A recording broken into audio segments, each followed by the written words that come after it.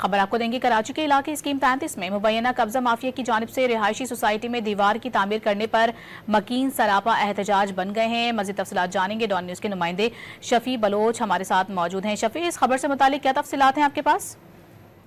आज ये कराची के इलाके सच्चल थाने के हदूद में वाक़ स्कीम 35 में वाक़ ये एक एजी कोऑपरेटिव हाउसिंग सोसाइटी है, जिसकी जानिब से जो है गैर कानूनी बाउंड्री तामीर के खिलाफ जो है इलाका मकीन सरापा एहतजाज है।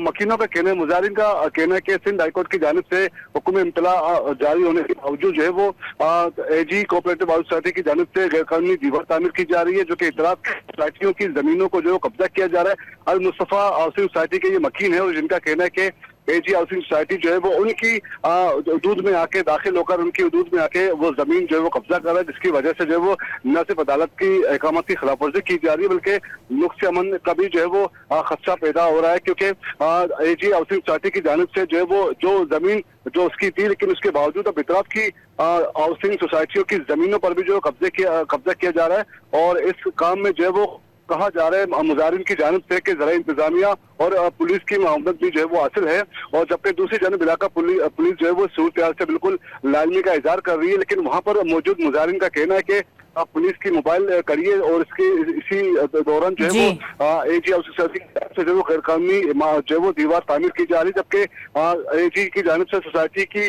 गैर कानूनी तरीके से जो है वो तोसी देने का काम जो है गुज़श्ता कई अरसे से जो है वो जारी है। जी, बहुत शुक्रिया शफी।